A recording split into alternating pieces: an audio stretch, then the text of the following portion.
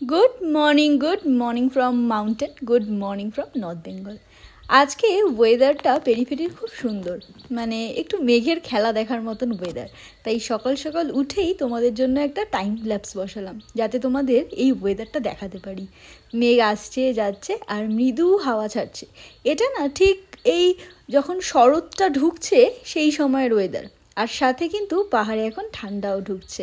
আর সকাল সকালই আজকে একটা চেক আউট ছিল, তাই ঘুম থেকে ওঠার পরেই কাকা যেটা করলেন আর কি, ওনাদের ব্রেকফাস্ট রেডি করে দিয়ে ওনাদের চেক আউট হলো। ওনাদের মুখেই একটু ছোট্ট করে শুনে নিই কেমন লাগলো আমাদের হোমস্টে আজকে।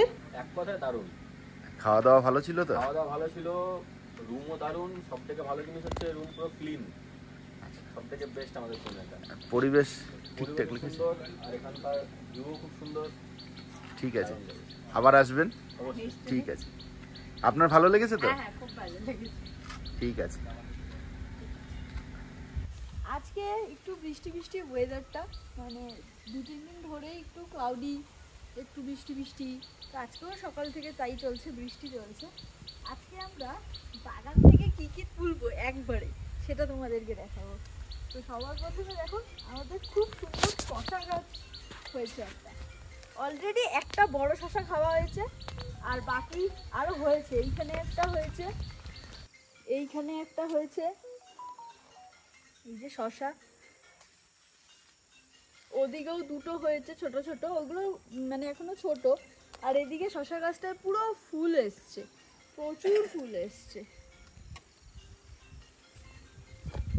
আর এই শশাটা কাটবো আমরা এখন, আজকের ফার্স্ট শশাটাই তোলার। যে শশা, তারপর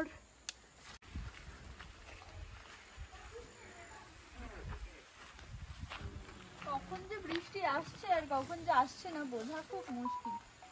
বৃষ্টি হচ্ছিল না এখন।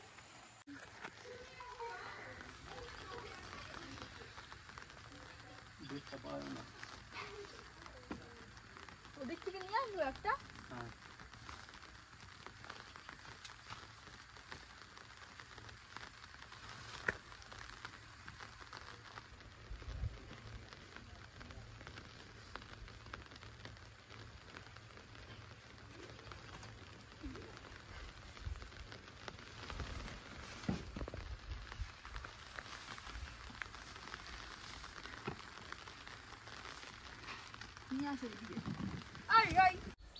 কোয়াশের পরে এবার বিনসের পালা।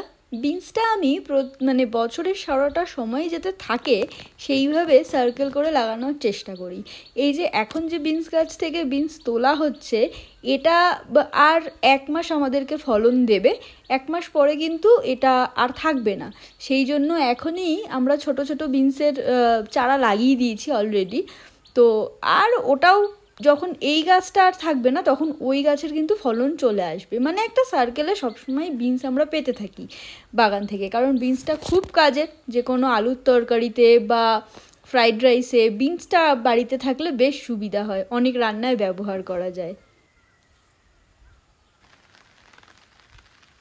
একটা নিজে থেকেই টমেটো গাছ হয়েছিল, কন্টিনিউয়াসলি টমেটো দিয়ে যাচ্ছে। কালকেও একটা লাল টুকটুকে টমেটো নেওয়া হয়েছিল, আজকে এইটা নেওয়া হলো। এখনো প্রচুর টমেটো আছে, নিচেও হয়েছে। সব থেকে বড় কথা, এটা একাই হয়েছে, আমরা কিন্তু এটা লাগাইও নি।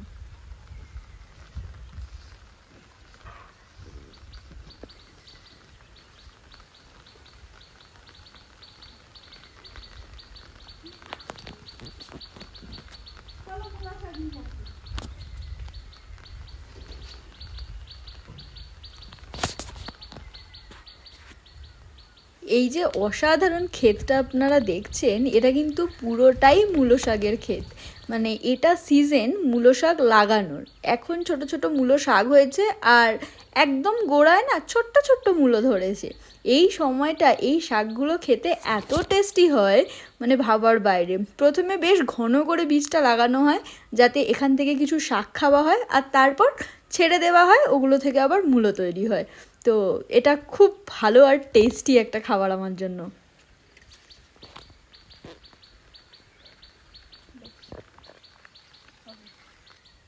অনেক দিনের ইচ্ছে ছিল যে আমার বাগানে হবে ডল্লে লঙ্কা, তো আলটিমেটলি 2টো গাছ বাঁচানো গেছে। খুব যত্নের সাথে এগুলোকে বড় করছি, লঙ্কাও ধরেছে। আজকে আর ছিললাম না, আজকে গাছেই রাখলাম। পেরিফেরির কিচেন গার্ডেন থেকে আজকে এই মূলো শাক, ফ্রেশ কোয়াশ, একটা বড় শসা, কুমড়ো ফুল, টমেটো আর বিনস জোগাড় হয়েছে। আর আমি কিন্তু চেষ্টা করি আমাদের যত গেস্ট আসে কিছুটা করে হলেও অর্গানিক সবজিই দেওয়া, কারণ এই কিচেন গার্ডেনটা কিন্তু শুধু আমার নয়, পেরিফেরির প্রতিটা গেস্টের। সো আজকের মতন টাটা, দেখা হবে নেক্সট কোনো ব্লগে।